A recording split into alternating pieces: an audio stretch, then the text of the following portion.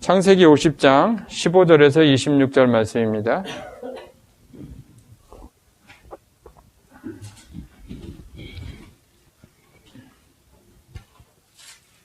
창세기 50장 15절에서 26절 말씀입니다.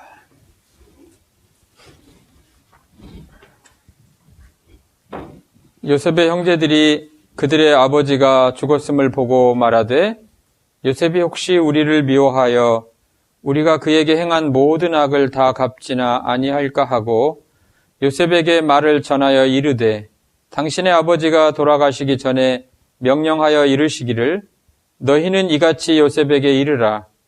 내 형들이 내게 악을 행하였을지라도 이제 바라건대 그들의 허물과 죄를 용서하라 하셨나니 당신 아버지의 하나님의 종들인 우리 죄를 이제 용서하소서. 하매 요셉이 그들이 그에게 하는 말을 들을 때 울었더라. 그의 형들이 또 친히 와서 요셉의 앞에 엎드려 이르되 우리는 당신의 종들이니이다. 요셉이 그들에게 이르되 두려워하지 마소서. 내가 하나님을 대신하리이까. 당신들은 나를 해하려 하였으나 하나님은 그것을 선으로 바꾸사 오늘과 같이 많은 백성의 생명을 구원하게 하시려 하셨나니 당신들은 두려워하지 마소서. 내가 당신들과 당신들의 자녀를 기르리이다 하고 그들을 간곡한 말로 위로하였더라. 요셉이 그의 아버지의 가족과 함께 애굽에 거주하여 110세를 살며 에브라임의 자손 3대를 보았으며 므낫세의 아들 마길의 아들들도 요셉의 스라에서 양육되었더라. 요셉이 그의 형제들에게 이르되 나는 죽을 것이나 하나님이 당신들을 돌보시고 당신들을 이 땅에서 인도하여 내사 아브라함과 이삭과 야곱에게 맹세하신 땅에 이르게 하시리라 하고 요셉이 또 이스라엘 자손에게 맹세시켜 이르기를 하나님이 반드시 당신들을 돌보시리니 당신들은 여기서 내 해골을 메고 올라가겠다 하라 하였더라. 요셉이 110세의 죽음에 그들이 그의 몸에 향재료를 넣고 애굽에서 입관하였더라. 아멘. 본문 말씀에 담기신 아버지의 뜻을 최고의 용서라는 제목으로 전하겠습니다. 최고의 용서는 한 번에 영원히 온전히 용서한 것입니다. 한 번에 영원히 온전히 용서하신 것. 이것이 최고의 용서입니다. 히브리서 10장 14절에 보면 그가 거룩하게 된 자들을 한 번의 제사로 영원히 온전하게 하셨느니라. 이렇게 말씀하셨습니다. 여기서 그는 예수님이십니다. 거룩하게 된 자들은 신자들입니다. 그러므로 예수님께서 신자들을 한 번의 제사로 영원히 온전하게 하셨느니라. 이 뜻은 이 한 번의 제사라는 뜻은 한 번 드렸다는 뜻이에요. 그러니까 십자가는 한 번 지신 것이죠. 한 번 지신 십자가를 말씀합니다. 이 십자가 사건이 있기 이전에 유대인들은 구약에 보면은 여러 차례 죄 지을 때마다 또 매년 반복해서 이 짐승들을 잡아서 희생제사를 드리면서 계속해서 속죄제사를 드렸다면 하나님께서는 그러한 짐승의 제물이 아니라 바로 독생하신 예수님을 한 번에 십자가에 죽임을 당하게 하심으로써 그 누구가 아닌 바로 신자들을 위해서 단 한 번 제사를 드리셨다는 것입니다. 그 결과 1년만이 아니라 영원히 이러한 한 번의 제사가 있기 전에는 유대인들에게 대속죄일인 7월 10일 날 대제사장이 지성소에 들어가서 법궤 위에 피를 뿌림으로써 1년에 한 차례씩 제사를 드림으로 다른 속죄제나 속건제나 이러한 모든 또 부가적인 제사를 드리는 근거를 제공한 거죠. 근데 1년이 지나면 또 다음에 또 대속죄일에 또 같은 제사를 반복해 드리고 그랬던 것인데 예수께서는 십자가에서 한 번 제사를 드림으로써 매년 반복되는 것이 아니라 그야말로 영원히, 그러니까 이 지상에 우리 사람들이 남아있는 이 지구가 존속하는 그때까지 영원히 제사를 드리셨다는 것입니다. 그리고 그 제사는 온전하게 하신 것이에요. 이 온전하다라는 단어는 헬라어로 텔레이오라는 단어인데 이것은 완성하다, 목표에 도달하다 이런 문자적인 뜻이 있습니다. 그러니까 목표에 도달한다는 것이 무엇이냐면 하나님께서 죄를 지은 사람들에게 죄를 지은 사람들을 용서하는 그 분량과 내용과 목표점, 기준점이 있다면 이 십자가는 그 기준점에 정확하게 도달했다는 뜻이에요. 그러니까 예를 들어서 하나님께서 죄인된 사람을 용서하는 것을 수치로 나타내서 예를 들어서 100이라는 수치에 도달해야 된다라고 가정을 했다면 예수께서 십자가를 지신 그 99도 아니고 100에 정확하게 도달하고 맞춰졌다는 뜻입니다. 그래서 여기 온전하게 하셨다는 것은 정한 목표점에 도달했다 그런 뜻이에요. 그러므로 우리의 속죄를 위한 예수의 십자가 죽음은 하나님께서 우리 죄인들에게 정하신 심판의 분량, 기준, 내용을 한 번, 단번에 영원히 온전히 성취하신 것입니다. 그러므로 예수의 이러한 속죄를 믿음으로 이미 하나님의 완전한 용서 안에 들어와 있는 신자는 다시는 그 어떤 경우에도 하나님의 심판을 받아서 정죄받지 않습니다. 왜냐하면 예수께서 십자가에서 죽임을 당하실 때 한 번에 영원히 온전히 거룩하게 된 때문이에요. 그래서 다시는 속죄하는 제사가 필요 없고 이미 믿음으로 하나님의 자녀가 된 성도들, 신자들은 그 어떤 경우에도 결코 심판받지 않기 때문에 정죄되지 않습니다. 그럼에도 대다수의 신자는 자신이 이미 용서받았음을 알고 있으면서도 혹시라도 과거에 지은 큰 죄, 소소하다고 생각하는 거 말고요. 형법에서도 무겁게 취급하는 죄들이 있잖아요. 세상의 법에서도 그러한 무거운 죄들을 지은 것 때문에 여기 과거라는 것은 예수를 믿기 전과 예수를 믿고 난 후도 마찬가지예요. 그러니까 어떤 사람이 예를 들어서 20살에 예수를 믿었는데 잘 믿음 생활하다가 한 30세쯤 돼가지고 어떠한 큰 중죄를 지었다. 자신이 생각하거나 일반적으로 생각하기에. 그런데 이 사람이 한 40세쯤 돼가지고 그것이 중죄임을 뒤늦게라도 깨닫고 또 애통해하고 그럴 수 있지 않습니까? 그러니까 예수 믿기 전에 지은 죄, 예수 믿고 난 후에 살아가면서 지었던 어떤 죄들, 그것까지가 다 일단 과거로 들어가는 거예요. 그리고 또한 현재 이 시간, 각 사람에게 현재 생활하고 있는 이때에 어떤 죄를 짓고 있을 수도 있잖아요. 신자를 할지라도 말을 못하고 드러낼 수 없어서 그렇지 실제는 죄를 지으면서 교회도 나오고 기도도 하고 예배 생활도 하고 때로는 교회를 섬기기도 하는 수많은 그리스도인들이 있을 거죠, 당연히. 예. 그런 현재 죄, 그리고 또한 만약에 오늘 이 시간 과거를 철저히 회개하고 오늘 하루, 오늘 이 시간 죄를 짓고 있지 않는 것 같아서 너무 기쁘고 감사한데 또 혹시 이랬지만 내가 내일 또 나가서 또 죄를 지으면 어떡하지? 라는 불안감에 휩싸여 있을 수 있죠. 죄를 지을 수도 있고 안 지을 수도 있지만 어쨌든 막연한 불안감에 휩싸여 있어요.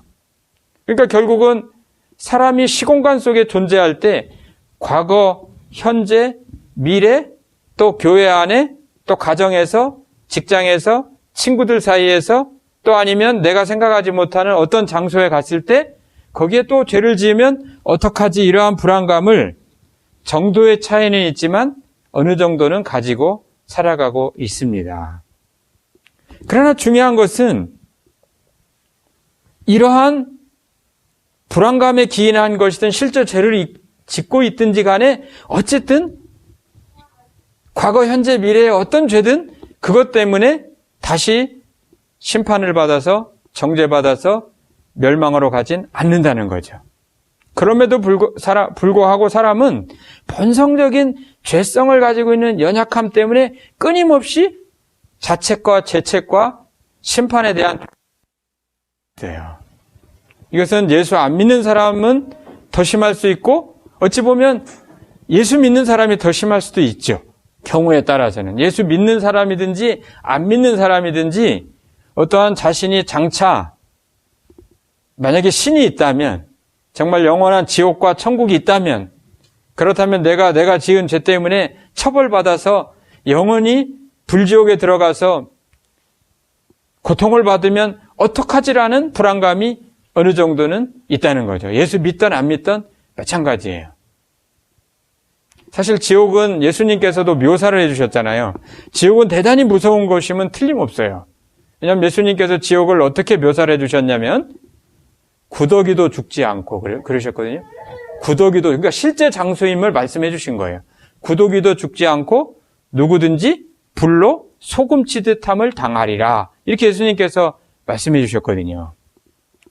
불로 소금치듯 함을 당하리라는 것은 뭐예요?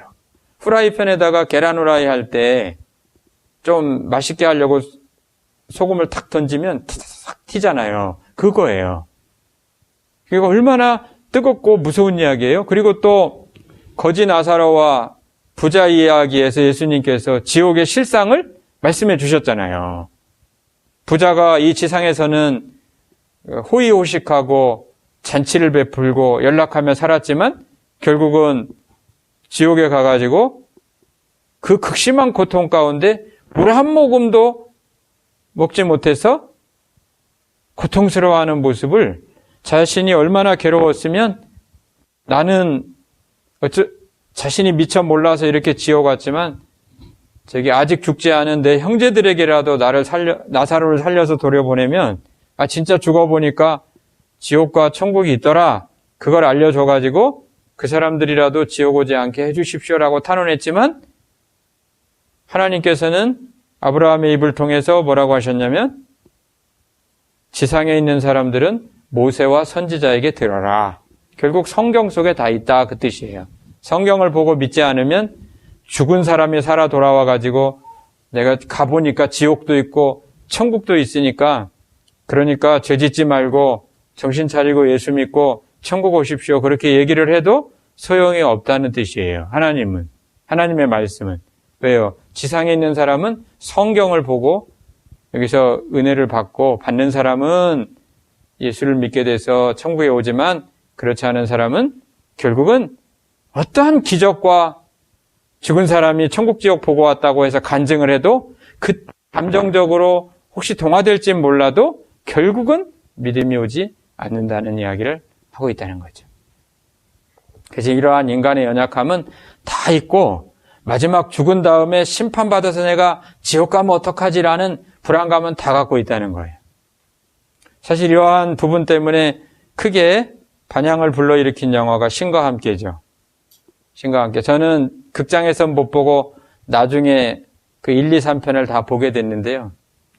극장에서 보면 그 지옥을 묘사한 그 광경이 상당히 더 이렇게 좀 사실적으로 보이고 웅장했겠다 이런 생각이 좀 들더라고요. 화면이 적은 데서 보니까 스토리 정도에 이제 쫓아가게 됐는데요. 결국은 거기서 말하고자 하는 건 뭐예요? 권선, 징악이죠. 죄를 지면 지상에서 지은 죄에 대한 그 평가, 심판 받아갖고, 그래갖고 거기에 합당한 지옥으로 가는 거더라고요. 지옥으로. 그러면 그 영화를 보고 사람들이 무슨 생각을 할까요? 아, 나는 안 죽어봤으니까 지옥이 있는지, 뭐, 천국이 극락이 있는지 난 모르겠으나, 그러나 진짜 내가 만에 하나라도 지옥이 있다면, 지금까지 지은 것도 철저히 돌이키고, 또 보상도 해주고, 또 앞으로는 절대 죄짓지 말아야 되겠다. 이런 생각 하겠죠. 그래서 그런 것은 긍정 효과예요. 사실 그런 영화가. 그리고 또 하나는 스테벤 보리의 위대한 선물. 그 책도 기독교인들에게 상당히 많이 읽힌 책이거든요, 사실은. 근데 그 책도 중심 내용은 뭐냐면 권선징악이에요. 그 책의 핵심 내용은 우리의 생각하고 좀 달라요. 뭐 신과 함께는 그렇다 치고 이 스테벤 보리의 위대한 선물의 핵심 내용은 뭐냐면 예수를 믿어도 죄를 지면 지옥 간다예요. 스테벤 보리의 이 책은. 그 예수를 안 믿었어도 착하게 살면 천국 간다예요. 근데 이제 예수를 믿었는데 이게 지옥 갈 만한 죄인지 아닌지 아주 애매한 애기 같은 믿음 생활을 하고 죽은 경우가 있잖아요. 그랬을 경우에는 스테벤 보리가 가보니까 천국이 3단계로 돼 있는데 가장 낮은 단계 천국을 가가지고 이런 성경책을 끼고 거기서도 성경을 배우러 다녀요. 낮은 천국에서. 그래가지고 어느 정도 레벨 게이지가 올라가면 다시 중간 천국으로 가고 거기서 다시 상승을 해가지고 이제 3단계로 계신 곳이에요. 그래서 거기에 이제 가게 된다. 이러한 내용을 가지고 있고 그런 내용이에요. 근데 기독교인들이 상당히 이 책들을 많이 봤어요. 근데 저는 이제 이 한국에 소개된 위대한 선물에 대한 책도 한번 봤고 그리고 그 책보다 원래 제 기억에 600페이지 정도 되는 천국과 지옥이라는 원래 큰 책이 있어요. 그때 한 400페이지 정도 읽어봤는데 결국은 거기에서 이야기하는 게 뭐냐면 죄를 지면 예수를 믿든 안 믿든 지옥을 가고 죄를 안 지면 예수를 안 믿었어도 천국을 가게 된다. 이런 내용이에요. 그래서 이제 그 책이 던져주는 긍정점은 이거예요. 뭐가 긍정점이냐면 내가 예수를 믿었어도 죄 지면 안 되겠구나. 왜냐하면 예수를 믿었어도 죄를 져가지고 지옥을 갔으니까요. 죄 지면 안 되겠구나. 그런 생각이 있어요. 어찌 보면 그래서 죄를 금하는 데는 효과가 있어요. 틀림없이. 겁이 나니까.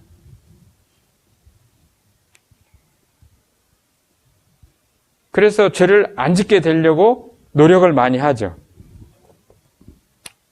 자, 그런데 이러한 권선징악은 가장 인간의 근본적인 본성에서 기인하는 거기 때문에 다 있고요. 오늘 본문에도 보면 이러한 내용이 나타난다는 거예요.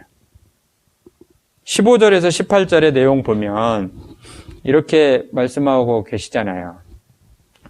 자, 요셉의 그 형제들이 이제 아버지가 죽고 나서 요셉에게 찾아와요. 그렇죠? 15절에 그 이유가 뭐예요? 아버지가 살아계실 때는 아버지 때문에 요셉이 우리한테 보복을 못했지만 이제 아버지가 돌아가셨으니까 우리가 과거에 요셉을 그 애굽에 팔아넣고 구덩이 던지고 한 것 때문에 우리한테 보복하면 어떡하지? 이런 생각이 들은 거예요. 10명의 형제들이. 그래가지고 16절에 가면은 이제 그 요셉에게 가서 거짓말을 하죠. 뭐라고 거짓말을 합니까? 당신의 아버지가 돌아가시기 전에 명령했다. 이렇게. 근데 여러분들 성경을 자세히 보면 그 사람이 거짓말을 할 때는 언어가 달라지는 걸 알 수 있어요. 여기서 뭐가 달라졌을까요? 왜 우리 아버지라고 해야지 당신의 아버지라고 하냐는 거예요. 이게 달라졌죠. 야곱이 요셉의 아버지만이에요? 지금 거짓말하고 있는 10명의 형제들도 같이 아버지잖아요. 그러니까 사실은 우리 아버지라고 해야 맞아요. 우리 아버지가. 그래야 더 일체감이 있죠, 요셉하고. 근데 차마 그렇게 말은 못했던 것 같아요. 그러니까 그냥 당신의 아버지가 이렇게 표현한 것으로 보여요. 당신의 아버지가 돌아가시기 전에 명령을 했다. 이제 17절에 그 내용이죠. 그게 뭐냐면은 과거에 우리가 지은 것 때문에, 죄 때문에 우리를 보복하지 말고 용서하라고 했습니다. 이렇게 했잖아요. 그리고 18절에 가면은 이제 우리는 당신의 종들입니다. 이렇게 했고요. 근데 17절에 보면 요셉이 그 이야기를 듣고는 울죠. 17절 끝에 보면 요셉이 그들이 그에게 하는 말을 들을 때 울었더라. 요셉은 이미 그 형들이 다 거짓말하는 걸 알고 있어요. 그리고 요셉은 울었어요. 너무나 슬펐겠죠. 애통됐겠죠. 어떻게 형들이 지금 나에게 와서 자기들 살자고 저런 거짓말을 하고 있을까? 요셉이 왜 울었을까요? 요셉은 이미 형들을 용서했어요. 완전히 용서해줬어요, 요셉은 이미. 창세기 45장 5절로 15절에 보면 요셉이 형들을 이미 다 용서했거든요. 처음에는 형들에게, 곡식을 사러 온 형들에게 자신의 정체를 숨기다가 나중에 이제 자신의 정체를 드러내요. 자신의 그 정을 억제하지 못하고 울음이 터져 나오니까. 그러면서 이제 형들이 그 우리 앞에 서 있는 저 애굽의 국무총리가 우리가 애굽에 넘겼던 요셉이라는 것을 알게 돼요. 알게 되니까 두려웠을 거 아니에요. 그렇죠? 그러니까 요셉이 뭐라 그러냐면 형님들 염려하지 마십시오. 나를 여기 애굽에 보낸 분은 하나님이십니다. 형들이 그렇게 못된 짓을 했어도 하나님께서 나를 애굽에 먼저 보내셔서 그래서 내가 형님들 우리 온 가족을 다 살리시려고 이것은 하나님이 행하신 거니까 저는 이미 형님들을 다 용서했고 그리고 형님들을 보복할 생각도 없고 이러한 마음으로 이미 다 요셉이 형들에게 이야기를 했고 형들도 이해했고 그리고 아버지를 모시고 와서 지금 17년을 같이 살았어요. 그러면서 요셉이 잘했겠어요. 아버지뿐만 아니라. 그래서 이제 생각에는 야 내가 그래도 형들에게 이야기했고 그리고 17년을 같이 살았으니까 이제 형들이 그 과거 일은 다 지나갔고 그저 온전하게 관계가 회복되어져서 그래서 그저 그냥 형과 동생으로만 그렇게 지내는 줄 요셉은 알았던 거예요. 그랬는데 막상 아버지 야곱이 떠나고 나니까 10명의 형제들이 찾아와가지고 마치 아버지가 하지도 않은 말을 명령이라고 하면서 자신에게 하고 있는 걸 보고 이 형들은 아직도 동생으로 아직도 생각하지 않는 게 아니냐 이런 마음 너무나 슬펐던 거예요. 그래서 요셉이 울었던 거예요. 아주 울음이 그냥 저절로 서운한 마음, 온갖 마음이 일어났던 거죠. 그 요셉이 우니까 오히려 또 이 형들은 와서 자신을 뭐라고 고백해요, 요셉에게. 그 다음에 18절에 종들입니다. 아니 종입니까? 형들이지?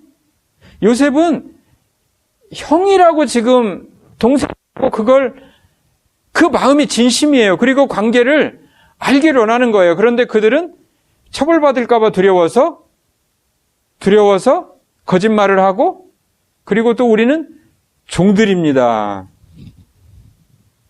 이 부분이 요셉의 형들의 가족 스토리를 넘어서서 우리 신자들에게 대단히 중요해요.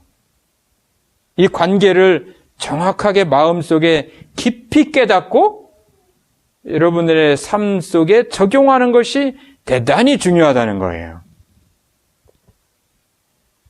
왜냐하면 이 관계는 바로 예수 그리스도를 통한 하나님의 용서를 보여주고 계시는 거예요. 하나님은 우리 신자들을 한 번에 영원히 온전히 용서하셨습니다. 완전히 용서하셨어요. 그러므로 우리 신자들은 이 말씀을 잘 기억하고 우리 삶 속에서 과거에 지은 죄가 자꾸 생각나고 현재에도 무슨 죄를 짓고 있고 앞으로도 죄를 지으면 어떡하지? 라는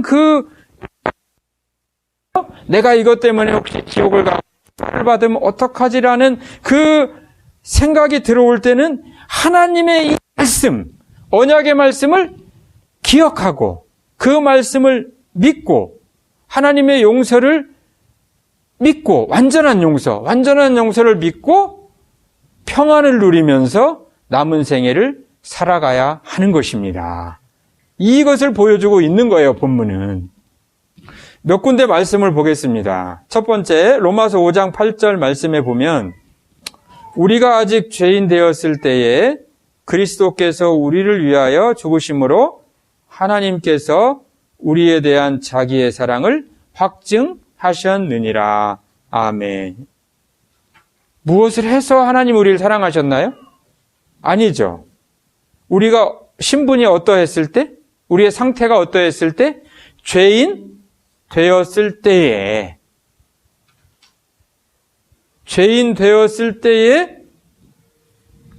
예수 그리스도께서 우리를 위해서 죽으심으로 말미암아 하나님께서 너를 사랑한다는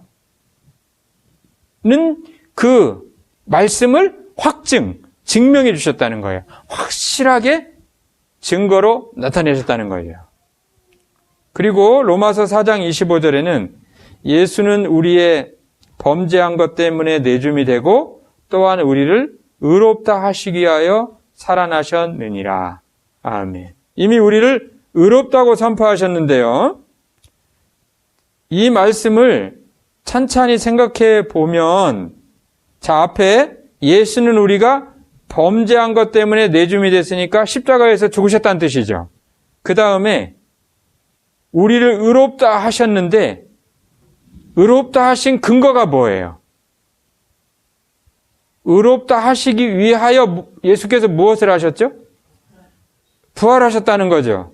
그러니까 예수의 부활이 없으면 우리는 의롭다고 이 관계를 우리가 잘 이해하는 것도 믿음 생활하는데 대단히 유익합니다. 왜냐하면 예수님의 십자가만 이해하면 절반만 이해하는 거예요. 근데 부활을 이해해야 내가 의로운 자라고 주님께서 인정하시고 선포하셨구나. 만약에 예수께서 부활하지 않으셨으면 우리는 속죄에 의해서 죄는 용서받았는데 하나님의 칭의, 의로움은 선포되지 않았을 수 있어요. 예수께서 부활하심으로 신자를 의롭다고 하신 거예요. 왜 이게 부활이 의롭다고 하는 원인이 될까요?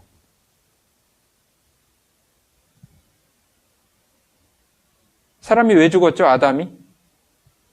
원래 영원히 살게 돼 있는데 왜 죽었죠? 죄 때문에요. 그러면 살아나야 뭐가 증명되는 거예요? 죄가 없다는 게 증명되는 거잖아요. 그 부활이 중요하다고요. 아니, 죄 때문에 죽었잖아요. 원래는 생명나무 열매 계속 먹으면서 영생할 수 있었던 존재였는데 선악과 다 먹고 죄를 해서 사망에 그래서 그건 속죄로 끝났어요. 그렇죠? 죄는 용서받았어요. 근데 살아나지 않으면 뭐가 입증이 안 되는 거예요? 예수가 의인이라는 입증이 안 되고 예수를 믿는 신자도 의롭다고 선포할 수가 없는 거예요. 왜? 살아나지 않으면. 그래서 예수의 부활은 바로 무엇을 증명하는 거예요? 하나님 의로우시다. 예수 의롭다. 신자들 의롭다. 그것을 그런 하나의 되는 거예요. 그래서 이 로마서 4장 25절에서는 대속과 부활을 동시에 언급하고 계신다는 겁니다. 그리고 세 번째는 히브리서 10장 17절에 또 그들의 죄와 그들의 불법을 내가 다시 기억하지 아니하리라 하셨으니. 아멘.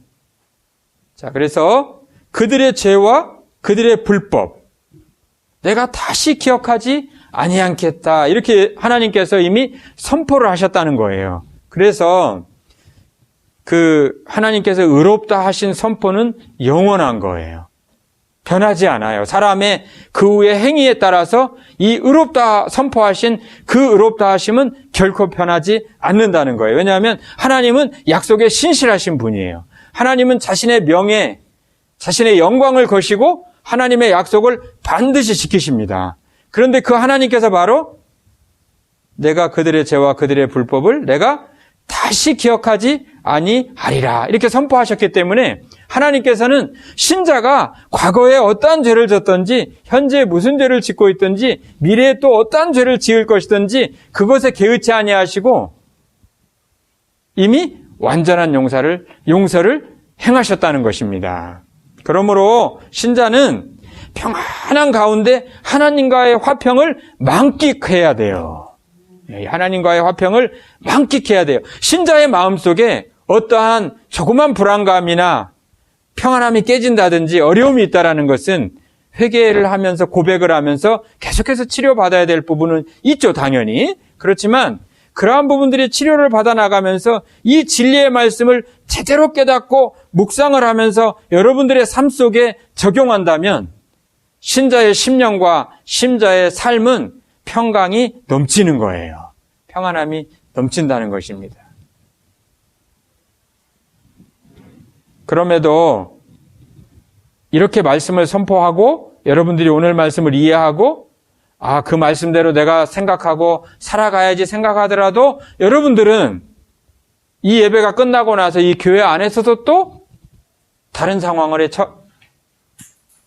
또 여전히 비슷한 마음에 휩싸일 수 있고 여러분들이 나가서 생활에 나가면서 또 반복될 가능성이 매우 높아요. 이것은 무엇인가 하면 마귀가 던져주는 미혹의 생각입니다. 마귀는 신자를 건드리진 못해요. 왜? 성이라 하셨거든요. 나오스. 성이에요. 성서. 그래서 마귀는 신자를 터치하진 못합니다. 근데 마귀가 신자에 대해서 생각으로 미혹을 할 수는 있어요. 그러니까 신자를 건드리진 못하는데 신자의 곁에 서서 주변에 서서 그 신자를 미혹하고 생각을 집어넣을 수는 있다는 거예요. 그 경우는 여러분들이 예수님 40일 금식기도 끝나시고 마귀가 예수님을 어떻게 대적했는지 보면 알 수 있죠. 마귀가 예수님을 어떻게 대적했죠? 마귀가 곁에 와갖고 이 돌 가지고 떡 만들어 먹어라 이렇게 했죠. 이러면서 마귀가 그렇다고 마귀가 예수님을 어떻게 하진 못하겠죠. 하나님이신데. 그런데 생각 가지고 이렇게 말을 걸면서 생각을 왜곡시키고 마음을 충동질해서 하나님의 말씀에서 떠나고 은혜에서 떠나게 할 수는 있어요, 마귀가. 그러니까 우리 신자는 생각의 싸움이기도 해요. 어떤 생각의 싸움입니까? 하나님은 분명히 나를 단번에 영원히 용서하셨다. 이 생각을 갖고 있어요. 그런데 마귀가 생각 아니야. 봐봐, 신과 함께. 그래, 그거 사람들 했다쳐. 그럼 스테벤보리가 뉴턴 다음가는 천재 물리학자인데 27년간 수없이 갔다 온 다 팩트라는데 그거 봐봐. 거기 보면은 우리나라의 스테벤보리 신학 연구회도 있어요. 그리고 이것에 근거해서 유명한 책을 펴낸 사람도 있어요. 진짜 그렇다고. 스테벤보리 이야기가 맞다는 식으로. 그러니까 이것은 성도들에게도 대단한 어려움이에요, 사실은. 그러면 이제 그런 생각을 마귀가 집어넣는다 이거예요. 무슨 생각을 넣겠어요? 거 봐. 어떤 목사도 그렇게 얘기하고 책도 그렇고 그 책도 그렇잖아. 예수 믿었어도 똑바로 살지 않고 믿음 생활 제대로 안 하고 죄 짓고 그러면 심판받아갖고 지옥 가. 이런 생각을 마귀가 집어넣을 때 생각의 싸움인 거예요. 그럴 때는 어떻게 해야 될까요? 하나님 말씀으로 마귀를 쫓아내야죠. 하나님 말씀은 단번에 영원히 온전히 용서하셨다. 그러니까 이 생각을 주는 것이 마귀라면 너는 예수의 이름으로 명하노니 떠나가라. 그러면서 그 생각을 물리쳐야 되는 거예요. 그래서 이 용서 말씀을 기억하는 게 대단히 중요해요. 그런데 말입니다, 여러분. 만약에 그럼에도 불구하고 신자들이 계속해서 죄책을 가지고 괴로워하면서 어떡하죠? 하나님, 나중에 지옥 가면 어떡하죠? 그렇게 하면 예수님께서 대단히 슬퍼하셔요. 예수님께서 다시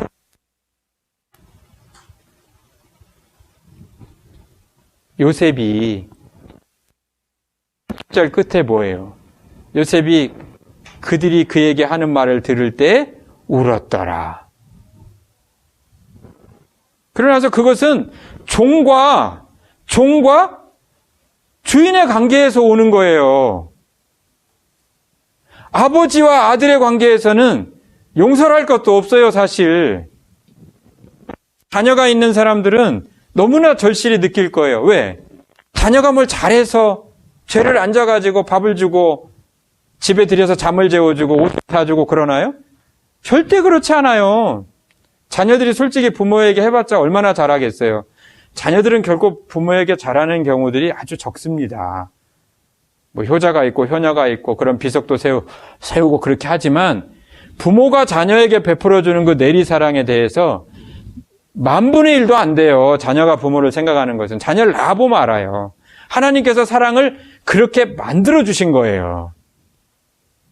만약에 자녀가 부모를 사랑하는 것이 부모가 자녀를 사랑하는 것과 비슷하다면 다음 세대로 안 내려가요.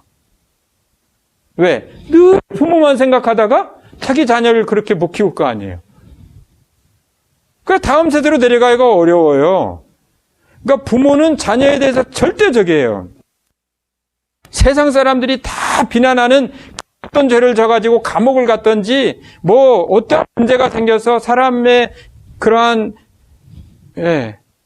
그러더라도 그럴수록 자녀의 마음 찢어지고 기도하고 애통하면서 그 자녀를 어떻게 해서라도 이렇게 세우고 또 혹시라도 나한테 서운해서 내 말을 오해해가지고 이 자녀가 집을 나가고 또 나한테 소원하게 하고 뭘 연락을 안 하고 그러면은 그 자녀의 마음을 어떻게 해서든지 돌이켜가지고 집을 들어오게 하고 이게 아버지의 마음이 집 나간 탕자 이야기에 잘 소개되어 있잖아요. 그러니까 여러분들이 오늘 말씀 중에 가장 기억해야 될 것은 무엇이냐면 여러분들이 진정 예수를 믿고 하나님의 자녀가 되었다고 확신하고 믿음이 있다면 하나님을 아버지라고 우리가 부르는 것이 여러분의 진심이라면 아버지의 사랑을 여러분들이 기억해야 되는 거예요. 단번에 영원히 온전히 용서하신 그 아버지, 또 예수님 맏형이시잖아요. 그 예수님께서 우리를 이렇게 용서하셔서 예수님 지금 무슨 마음을 갖기를 원하시냐면 이 땅의 신자들이 종이라고가 아니라 종이라고 엎드려가지고 우리를 보복하지 말라고 아버지가 명령하셨습니다. 이런 관계가 아니라 예수님은 우리에게 무엇을 기대하시고 원하시냐면 형님 이렇게 부르기를 원하신다는 거예요. 그분은 하나님이시면서도 친구라 부르기를 주저하지 않으셨어요. 부끄러워하지 않으셨다고 말씀하셨습니다. 그렇기 때문에 예수님과 우리는 바로 예수님의 피를 같이 먹고 예수님의 피를 마시고 예수님의 살을 먹으면서 하나의 성찬을 하잖아요. 같은 하나의 유기체가 된 거예요. 그런 존재가 되기를 주님은 그걸 깨닫고 실현하고 살아가기를 주님은 진정으로 우리에게 신자들에게 기대하시고 원하신다는 거예요. 그리고 또 이 사실을 잘 깨닫고 마귀가 계속해서 무엇인가 미혹하고 거짓, 권선징악이란 그 잘난 것으로 던져줄 때에도 우리는 그것 하나님의 언약과 관계를 기억하고 물리치면서 계속해서 우리 심령 가운데 이러한 언약이 커지도록 믿음이 커지도록 하나님과의 관계가 풍성해지도록 계속 기도하면서 그러면요 여러분의 심령에 말할 수 없는 평강이 생기고 오히려 하나님을 잘 섬기고 놀라운 일이 벌어져요. 어떠한 놀라운 일이 벌어지냐면 죄를 멀리하게 됩니다. 이게 거꾸로 나가는 거예요. 죄를 멀리하게 되고 하나님을 더 섬기게 되고 교회를 더 사랑하게 되고 어떻게 해서든지 내가 하나님을 사랑하고 주님을 기쁘시게 할까? 이게 커지면서 내 안에 기쁨이 넘치고 하나님의 영광을 드러내는 삶을 살게 된다는 것입니다. 이라는 은혜가 넘치기를 축원합니다. 주님 감사합니다. 부족한 종을 통하여서 또 이렇게 사실 쉬운 말씀이지만 우리의 삶에 적용하기는 쉽지 않고 또 이 감히 우리가 피조물이고 죄를 많이 짓고 있는 사람인데 어떻게 예수님과 이러한 형제의 관계 또 이런 관계가 과연 황송하기도 하고 죄송하기도 하고 있을 수 없을 것 같기도 하는 이러한 한계 상황이 우리에게 있는 것이 사실입니다. 그러나 주님께서는 분명히 성경에 그렇게 말씀해 주셨고 약속해 주셨고 실행하셨고 지금도 주님께서는 계속해서 이 관계를 더욱 풍성히 우리가 알고 그 가운데 나가기를 원한다 하셨사오니 아버지 우리에게 지혜를 주시고 명철을 주시고 믿음을 더해 주시어서 이 사실을 잘 깨달아 우리가 평강 가운데 행하며 주님께 기쁨을 올려드리고 이 땅에도 하나님의 이 참으로 무한하시고 참으로 깊으신 사랑을 전파하는 선교의 삶, 복음을 전하는 저들의 삶이 되도록 하나님 인도 역사하여 주시옵소서. 우리 주 예수 그리스도의 이름으로 기도드리옵나이다. 아멘.